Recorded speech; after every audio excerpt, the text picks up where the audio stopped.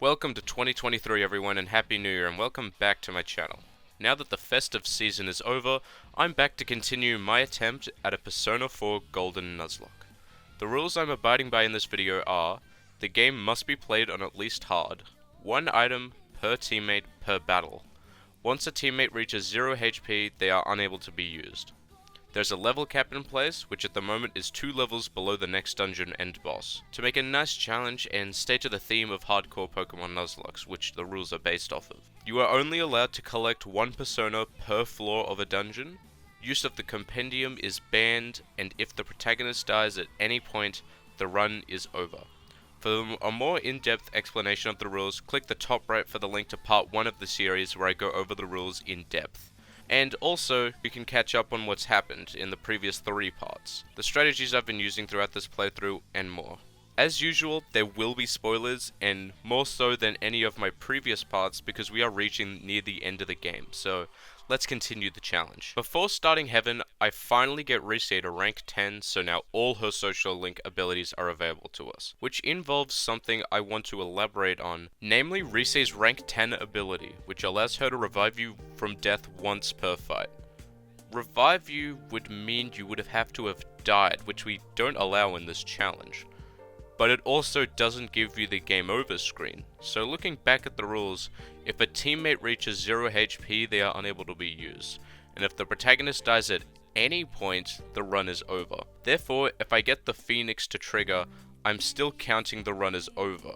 However, I will still allow Rise's ability to block all attacks once per fight, because I don't take any damage nor die during that. So yeah, that's just something I wanted to elaborate on. Also, something I forgot to mention in the last video that someone brought up in the comments, I will not allow cavalry attacks from teammates who are dead. Now that that's out of the way, back to it. Before I start Heaven, I also finally get Kanji to learn Meteorama, which would be useful if I had remembered the fact that with Power Charge and Kanji's low SP pool, I'm not going to be able to use it very often anyway, which I very much overlooked, and now I'm not confident in my team setup. So as a backup plan, I begin the Naoto social link, because although Naoto isn't great in boss battles, she's very useful everywhere else, and even then she's not completely useless in all boss battles, as you'll see later on.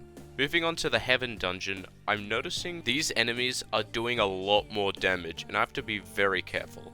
I realize I'm ending most fights with under half HP every time, so I try my best to reach the doors to the first mini-boss, and then something happens. Counting on you! Persona! Someone else's turn. Yukiko-senpai needs help. Oh no, you don't. Whoa, Kanji, that I was in absolute shock after that. Within the enemy turns, they down Yukiko, meaning she can't dodge, and get her low, then activate her endure that she gets via social link, and then use Rise's protection, and then another attack. I can't explain how absolutely frozen I was after this. I just stopped in absolute amazement how unlucky that was.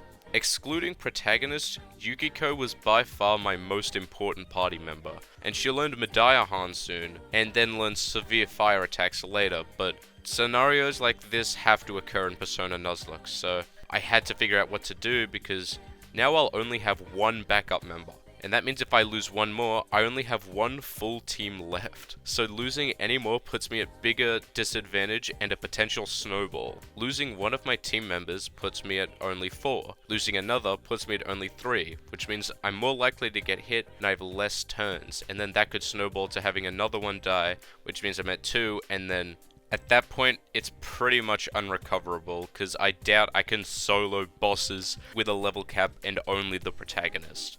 Anyway, now that we have the open spot on our team, and most of you might have predicted this because of course it's going to be Teddy, considering he's the only super reliable healer left. Although Yosuke can learn Diahan, that happens at Bike Hangout rank 5, which at this point is impossible. And while adding Teddy to my team means that he has no Bike Hangout level, they aren't that great anyway. best probably being evade physical, but that's also impossible at this point. And while I'm changing party members, I decide to exchange Kanji for Naoto. I decide to choose Naoto over Kanji because at the end of the game, most enemies and bosses resist physical, so Kanji seems to be getting less and less useful as it goes on. Naoto's attack isn't good, but she learns Makarakan and Tetrakan as well as Heat Riser, so she definitely has a use in boss fights, and plus considering the issues I'm having with the shadows in heaven, I'd rather get the best person for the job. Her light and dark skills are absolutely insane for this part of the game. Considering it now, pretty much everything is weak to light or dark.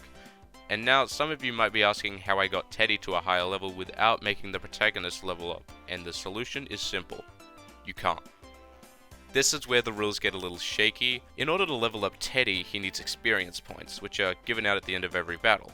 But, as you know, you can't play the game without having the main character on the team, so we're kinda left with no option. This is why I said in previous parts that the level cap affects the protagonist's persona, and it's a soft cap on the protagonist themselves because there's not really much we can do about it. It's just the way persona works, and I knew that going into this challenge this might happen and to expect it, so what I do is I have only the protagonist and Teddy on the team and make my way to the secret laboratory, floor 6, to get Teddy up to around the team's level. The reason I choose floor 6 and specifically this dungeon is because floor 6 is a fixed floor and it has a lot of spawns, so you go down to the floor, head left, and there's 3 spawns. If none of them are a golden hand, just go back to the previous floor and then come back down. Eventually, one of them will be a golden hand. I don't like using the RNG manipulation strats that I know exist because I think this might be faster, and I just don't like using it to get hands. I just switch to a random persona on protagonist that has almighty skills and farm the golden hands using my strategy until Teddy is around the same level as the team. And the issue is now the protagonist is several levels ahead, but as I said earlier, it's an unavoidable thing.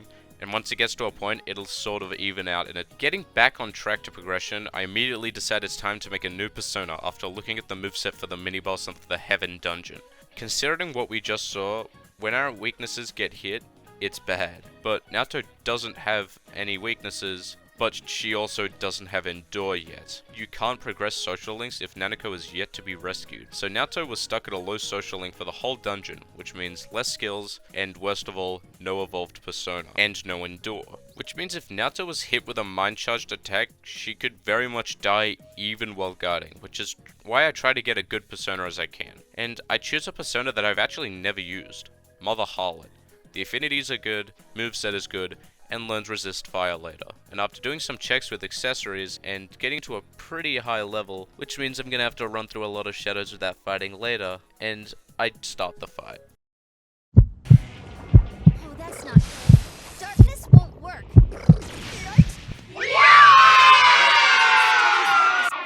Whew. Naoto lives to see another day. I believe that was a 1 in 4 chance of losing her, which would be really bad considering we still have 3 dungeons to go and being left with no backup members would be crippling to the run. And Heaven has some pretty threatening gimmicks, so whether we'd be able to beat Heaven alone would be a challenge. Pretty quickly, I find out that it only gets 2 turns on its first turn, so the rest of the fight's pretty easy. I use some magic mirrors on Naoto to make sure that doesn't happen again, and after it targets Naoto, it pretty much kills itself. I just wail on it with all the other characters, and that was the Heaven mini-boss. So now I just had to prep as much as I could, and while doing so, I discover something that I never knew in this game. A mechanic that could have made this run insanely easier. Had I known earlier, going to the beach and gazing at the sea chooses a random persona and gives them their next level up skill. This is my 5th playthrough of Persona 4, and I never knew about this mechanic, and I used it to grab Resist Fire off Mother Harlot a bit earlier, so that's cool. So with all that out of the way, it's time to move on to the final boss of Heaven. Now, Kunino Sagiri is fine to deal with in my opinion, but it's just control I'm scared of. And to deal with that, I've given Mother Harlot Repel Physical, which I got off Rangda, which probably wouldn't sound like the best move on paper because the reason I'm getting it is to deal with my teammates, which would attack me. So doing damage on them wouldn't be good. But it's not a lot of damage, and after this, it'll be pretty useful. Repel Physical is a very, very good passive skill. Now, before I go too much into the Kunino Sagiri fight, I gotta talk about the live commentary I recorded. Or at least I thought I did. When I play Persona 4 Golden, I plug a controller into my computer, which for some reason made OBS try to record my microphone on my controller. So nothing recorded, because I don't even know if it has a microphone. So the entire fight is silence, sadly, so even though I did commentate over it, but none of it actually recorded, so that's very unfortunate, and I'm still gonna link the entire fight, but there's no commentary in it, just letting you know. However, I did realize this right after the fight and fixed it for the next fight, so don't worry, it is there for the next boss fight, which, me saying that is a spoiler to the fact that I did win this fight, with some close calls. Biggest issue being that Teddy doesn't learn Medayahan until after this boss, meaning I'm stuck with no Divine Grace Meteorama. I think you're starting to see now why I considered Yukiko to be a very important member of my team. But after this dungeon, it doesn't matter so much because both Teddy and Yukiko learn Medayahan, and Divine Grace is negated by Medayahan because Medayahan is a full heal anyway, so you don't need any extra healing. We finished this fight with pretty low SP, and I managed to take down Kunino Sagiri while it still had control of their party members. Repel Physical was definitely the right choice for this fight because it didn't put me in too much danger of losing any teammates, and now I can carry one of the best passive skills in the entire game into the next dungeon, Magatsu Inaba.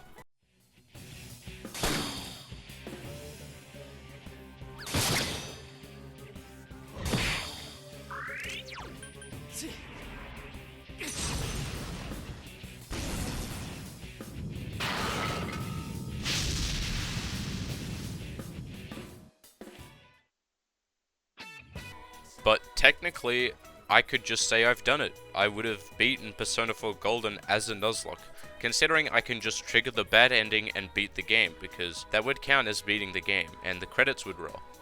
But I'm not going to do that. I'm going to take it as far as I can.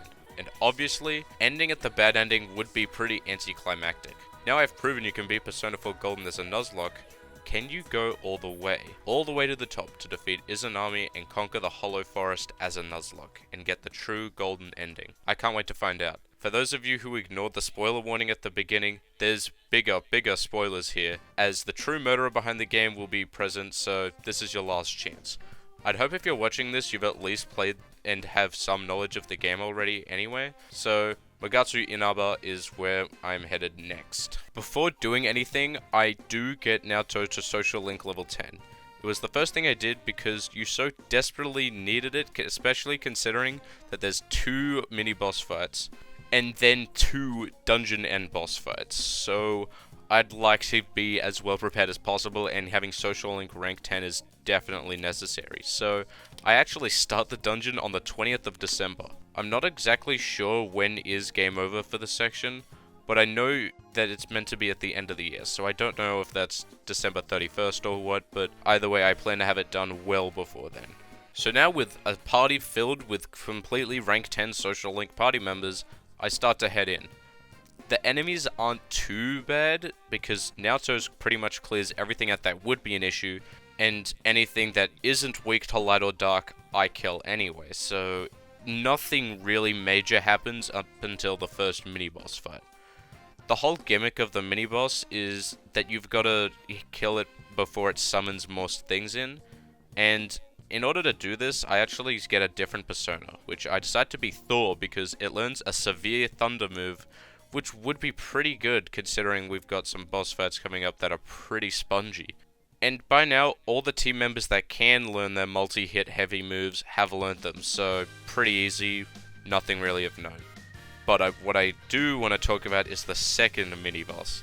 It takes 400% damage to physical, but it also has counter, which can make the battle take a turn for the worst at pretty much any point. But with using the items we are allowed once per character per battle, we're just able to hold on long enough to take it down, leaving us with just a Dachi left. After fighting the second mini-boss, Teddy finally learns Madayahan, which means that we're pretty much set. Moveset shouldn't change too much, and by the end it just consists of resist skills, repel physical, mind charge, and the elect-boosted Thunder Rain. Thor's signature move, severe to one foe, which I was talking about earlier, is going to be pretty useful.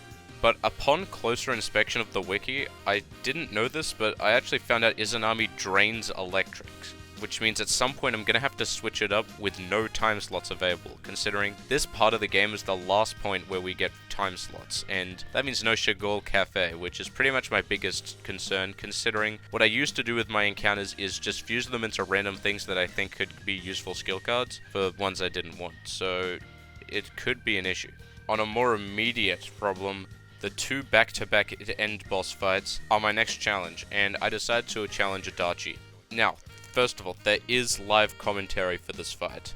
If you click the top right, you can see it, but it wasn't really as interesting as I thought it might be, but maybe you guys will find it interesting. I still think it could work as some pretty good background noise, or if you just want to validate it, there you go. To sum it up though, I just use Severe Electric and Mind Charge with Protagonist, and just generally hit him with Yosuke, buff with Teddy, Naoto does whatever, I go more in depth there, but I finish it fine, just a bit low on SP. Alright, someone is Tetracon? No one. Yep, I have Repel Physical. That would help too. That is probably going to be Charge. Nope, Attack. Alright, either way, this should win it if it hits. Alright, cool. No deaths. Easy. Now, after beginning Amano Sigiri, I immediately realize you don't get a full heal after the Adachi fight, which previously I did think you did, so I immediately have to use a Soma with Yosuke, and it's kind of a not great thing, considering I know we have back-to-back Izanami boss fights as well, Phase 1 and Phase 2, which I was hoping to save it for, so I don't know if there's another chance to pick one up, maybe with Tanaka, if that's even a way to do that at this point, because I think it's pretty much over. But that fight's not for a while anyway. Back to the fight at hand, I definitely think I would have lost if I didn't use it, because it is an insanely close fight. The boss is super tanky, I'm constantly leaking SP, and I'm getting hit hard. If I didn't have a defense buff up on everyone, with the exception of Protagonist, they took massive damage. The entire fight was a constant struggle of balance for defense and offense. If I go too hard on defense, I'm obviously not doing any damage. If I go for offense, surviving is way harder, and I more likely have to resort to using items throughout. I almost run clean out of my opportunities to use items. As I said earlier, I use Soma with Yosuke, a Supersonic with Naoto because I seem to have been getting crit a lot, so I just throw some evasion on everyone to avoid getting hit in the first place.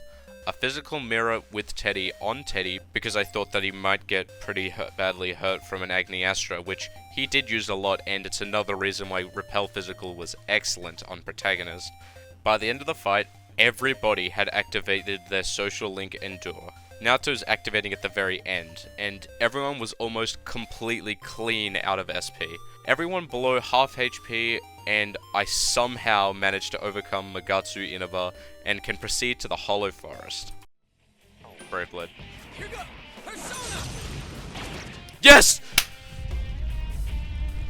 Naoto on 1 HP, everyone else is on like 100, let's go! Oh. God, that was a lot. Alright. That is the good ending / vanilla true ending done. But the Hollow Forest and the final dungeon of Persona 4 Golden will have to wait for the next fight and final part. I'm super excited and also super nervous for if I can do it, as I need to switch around my moveset for Izanami without the use of time slots, so I could end up in a pretty bad situation. But more dungeons means more floors, means more encounters, so I'm excited to see what I can do. In any case, thank you for making it this far in the video. I really hope to have the next video uploaded right before Persona 3 Portable comes to PC and all the other consoles and stuff, because I'm really looking forward to playing it for the first time, so I hope I can get the video out in time before then. So thanks for watching, comment your thoughts below, and I'll see you then. have to